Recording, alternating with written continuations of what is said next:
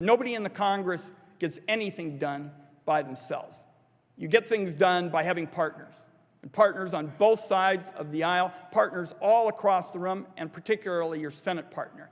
I have a wonderful Senate partner, a collaborator on every one of the issues that I just ticked off. Now give a big Oregon welcome to my colleague in the United States Senate, Senator Jeff Merkley.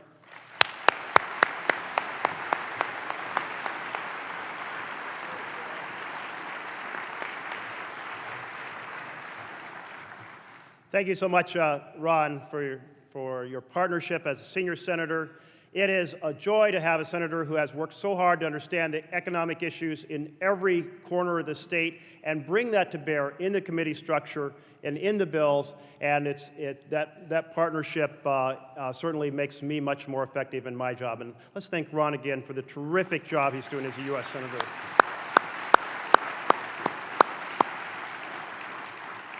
During the town halls that I've been holding around the state, and I think I'm at 72 now, break 100 this year, one of the issues that has come up more than any other is access to capital.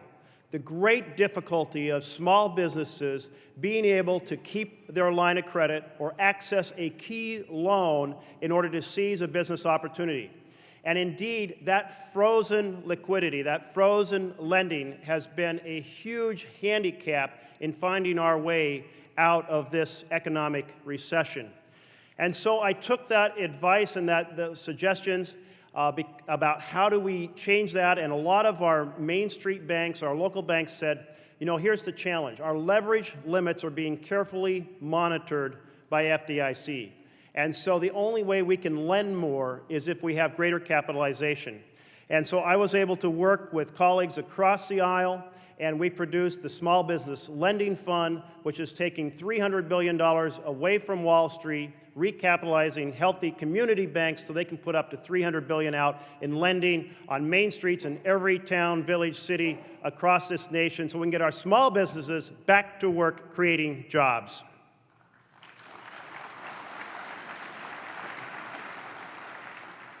Clean, affordable energy is one of the themes of this gathering, and we are just engaged in battle after battle. And by we, I'm talking about Senator Wyden's effort on the Energy Committee, my effort on the Environmental Committee. One of the victories that we had, it's a small victory, was to extend the Treasury grant program. That's important to a number of businesses around the state.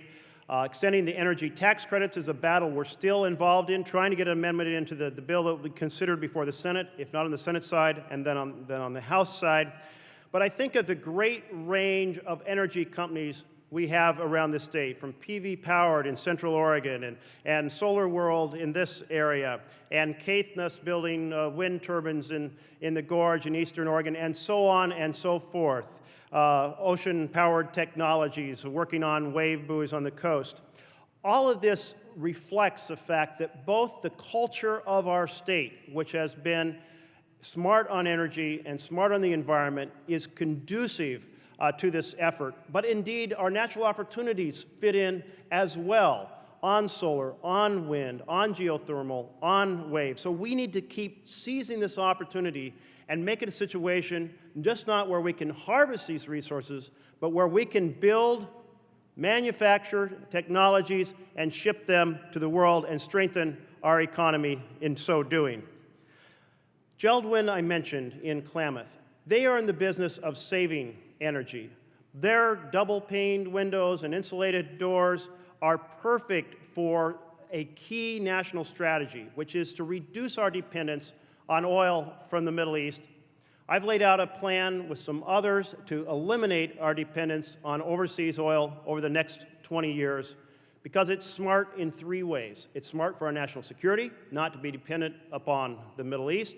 It's certainly part in being good stewards of the planet, but it's also really smart not to send $1 billion a day overseas when we could be purchasing red, white, and blue American-made energy and American-made energy conservation products here that keep our dollars in our communities, in our small businesses, creating jobs for Americans.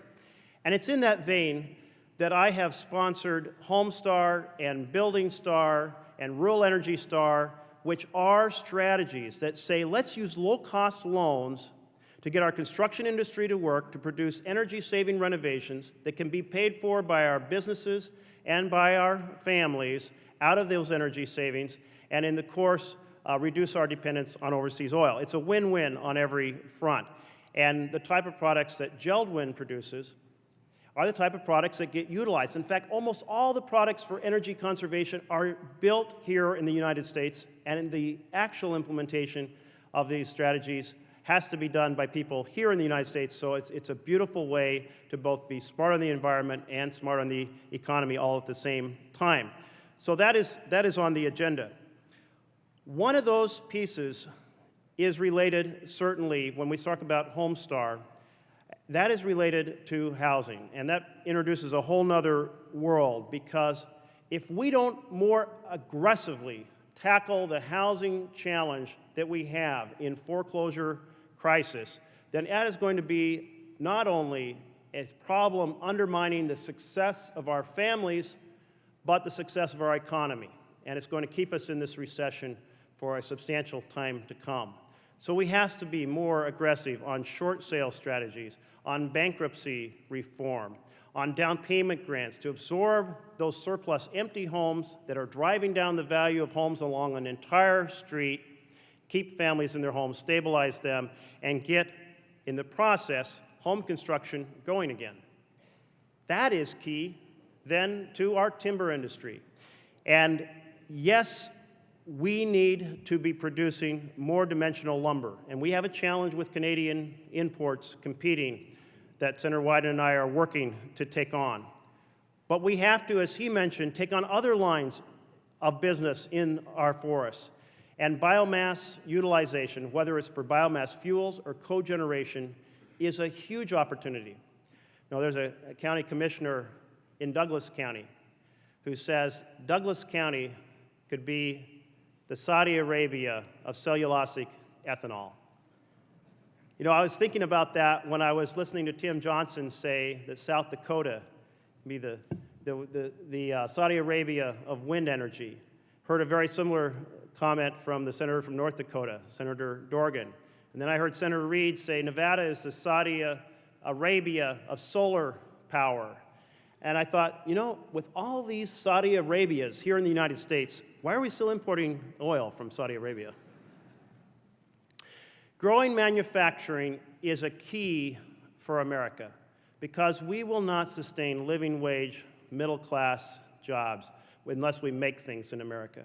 I had the chance to go out the day before yesterday and watch the launching of a barge built by Gunderson.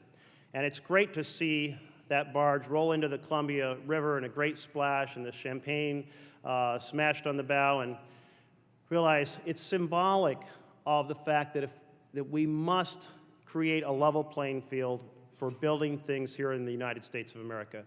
And one of the goals listed in this gathering was how do we address the loss of jobs in the metro area? Well, manufacturing has been a key part of that, but also has been key in so many rural communities that had key producers, be it RVs here or other items there across this state. So manufacturing is essential. Transportation, reauthorization of the federal transportation bill. We've got to take on key choke points like the Columbia River crossing.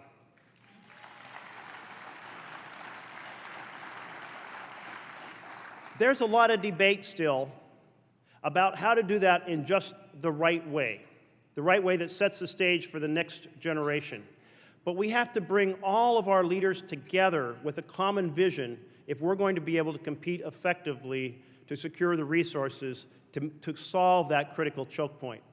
This type of gathering, where leaders are coming together from across the state to take on your on-the-ground experience and channel it into a set of work points that Senator Wyden and I can take to fight for the right framework in the U.S. Senate is really perfect.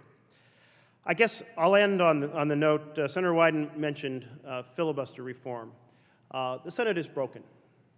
The Senate had one debate during the 2 years that I have been there, and that debate occurred last week.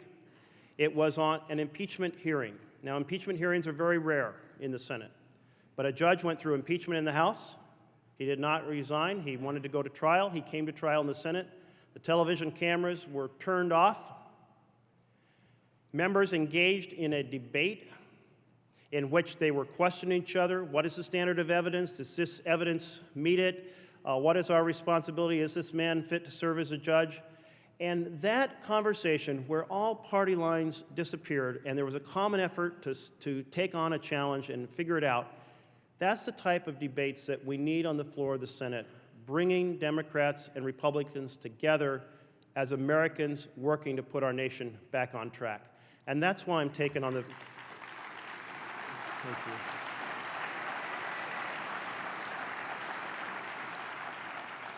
And that's why I'm arguing for reform of the filibuster, which began as a courtesy to make sure that there was good dialogue and everyone gets heard, and has been turned into an instrument of legislative destruction. And it can be, the Senate can again be a forum of dialogue and debate. It was when I was an intern in 1976. It still was when I worked in DC in the 1980s for the Congressional Budget Office. But in the last 2 decades, something has gone seriously wrong. Fixing that is a part of taking on our national problems. Thank you to all of you for coming to brainstorm. Let's put America back on track together. Thank you.